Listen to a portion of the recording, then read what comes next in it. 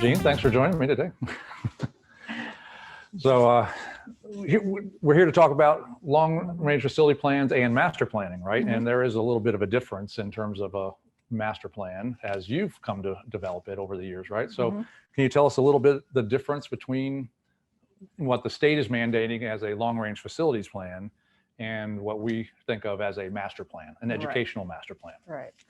And the state's long-range facility plan has an emphasis on the facilities and really understanding deeply what your capital needs lists are. That's the purpose of it. They want to make sure that schools are planning well in advance for repairs, replacements, and other aspects of their needs for long range with facilities. Master planning process actually comes out of private industry. And the concept is that to make strategic decisions as to how best to use your resources. And that includes not only facilities, but your staff, as well as your responsiveness to the community's needs and aspirations and changes. A master plan, it broadens the basis of what gets done in the planning.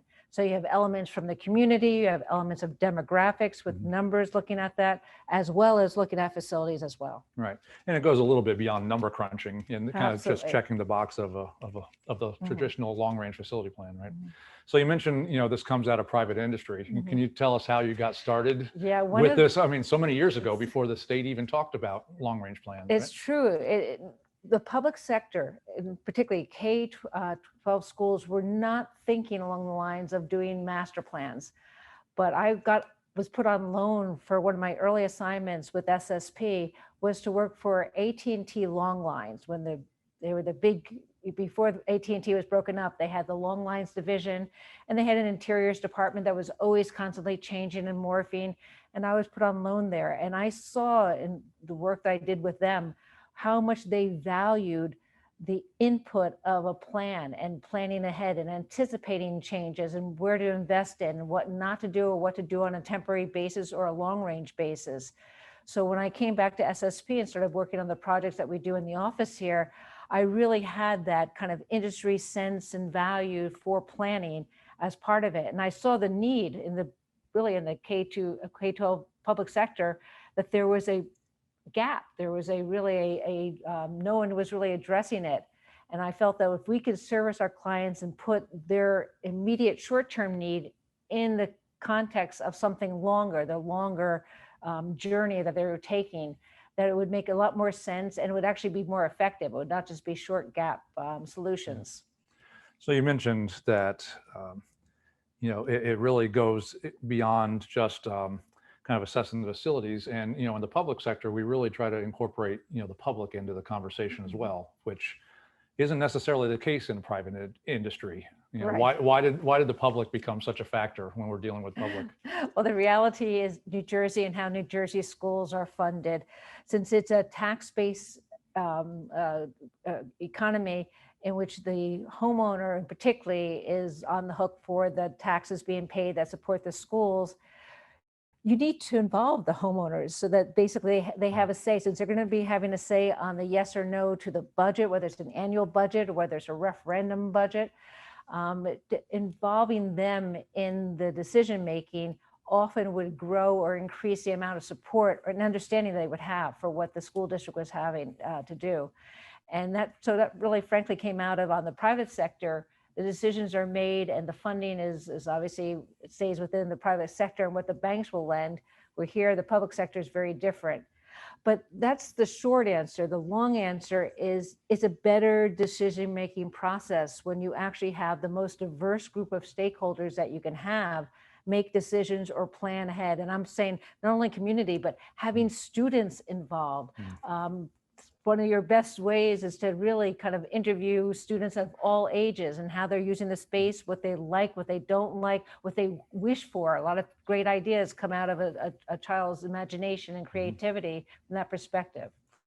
And we find too that having that involvement, if a project or a plan were ever to go to a referendum, or to some other public question, that having that support and having that engagement is critical to the success. Would you agree? Yes, we find that whenever we have community members involved, and that could be business leaders, it could be local politicians, it could be senior citizens, they ask really good questions of the process. They're not looking at it from the viewpoint of education. They're not looking at it the viewpoint as a facility planner or as an architect.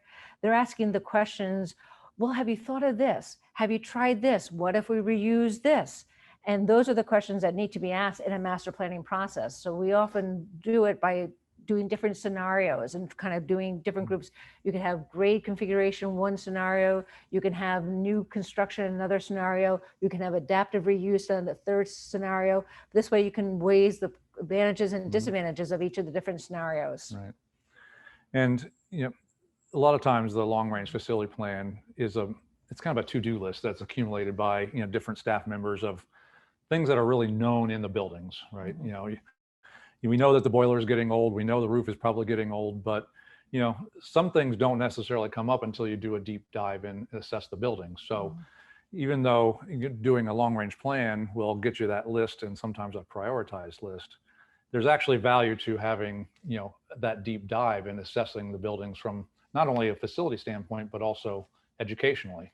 Yeah, in fact, that's probably the biggest other component besides the community involvement. It's the educational adequacy involvement, because education is always changing and schools are always changing themselves in terms of where they put programs. So one of the nice things that a master plan allows you to do, that it makes you step back a bit and look at how spaces are being used and whether the fit is right.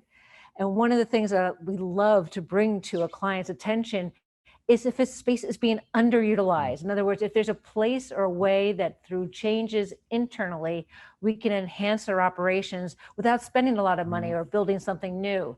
And I think that's always part of the process. Right. So one of the things we talk about a lot when we're dealing with a series of projects is, understanding this master plan and where you want to get with everything and even the age of things, because you don't want to do something 1 year and then 2 years later you're doing something to impact that. We often use the example of if you want to replace the lights, well, you're going to touch the lights, so now maybe is the time to do the ceiling as well. Well, you're going to tear down the ceiling, so maybe we should do the duct work. And it snowballs into all these other things, right? And so having a good idea and having that assessment of what all those projects are really helps you plan it and make sure you're not wasting money along the way, right? Yeah, and one of the things that the master plan has a component to is really the time element. In other words, how to sequence projects so they dovetail together the best. So in other words, when you really need those new lights, is it just literally just the new lights and you're going to go in later on and do lots of painting and lots of things, and you can delay the painting till later because you're going to do it as a master component? Or does it make sense to tackle it when you have scaffolding up? You're changing the lights, you can have scaffolding up, you can move it over to the wall and get the painting done. So you try and take strategic advantage of how the operations get sequenced. The other thing is that when you have capital needs such as a roof replacement or something that's really within the next 5 years is going to need major replacement or major repairs to it, don't want to invest in major changes underneath the leaky roof. You want to make sure the roof is addressed first before you go on with renovations. So don't spend $1 million on a media center before you replace the roof, right? That's right. In fact, one of our clients, we were involved with actually restoring an auditorium back to use. But one of the things we had to bring to their attention is that they literally had to replace the roof first before we did any seat replacement or any interior renovations to the auditorium. Did not make sense, so the roof was addressed, which meant that on their list of priorities for roof replacements, this got moved up a little bit higher on their plan. So a lot of people might be thinking, well, this is all great, coming up with a big plan and whatnot, but how does that apply today when we're dealing with just like such an immediate need of, the pandemic and trying to get kids back into school? How does this really apply and how can it affect us today? No, in fact, I think that what COVID is doing to every institution, it's making everybody, sit back and look at the big picture a bit. And so I think planning is the essential component right now for that. Part of it is that how do you do more with less, because your resources are being diverted to other things and you still have to do your operations.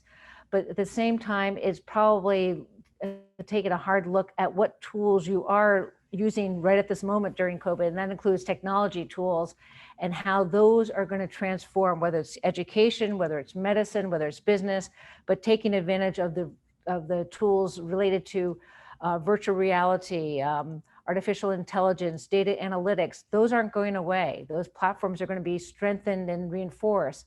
So when the kids do come back to schools, and we do know that's how students learn best, is still in person, whether it's peer to peer, whether it's teacher to student, it's going to be in a different format. You're going to have some more small pod learning. You're going to have more instances where you really want to have that experiential learning, the collaboration.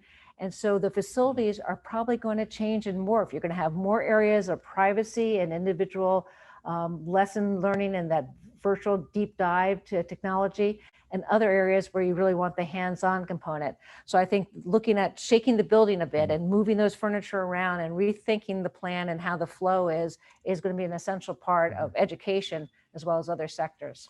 Sure, and I would say too that even having that plan and knowing what the list is, and having the data of how old things really are and when they really might need to be replaced, having that information allows you to kind of make that shift and move.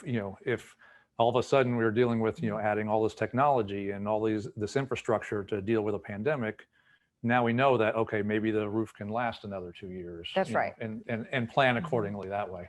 Yeah, because at some point you may have to invest in whether it's personal equipment or whether it's shieldings or partitions. You're going to have to weigh that against what your other needs are and be able to apportion the money appropriately. Right. So, good. Any other tips that you have for school districts as they look to implement any changes or deal with capital projects or educational upgrades? I do say that one of the things that, and this is to indicate my deep passion, is that I've been involved with an organization that's an association for learning environments professionals.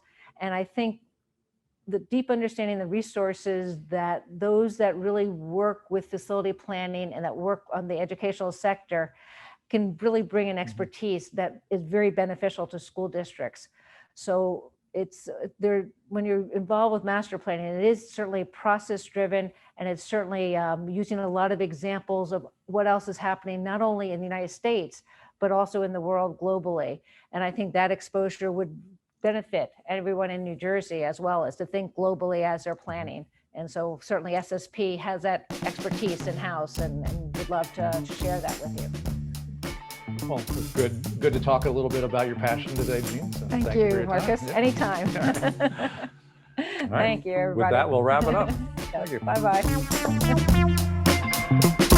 Bye-bye.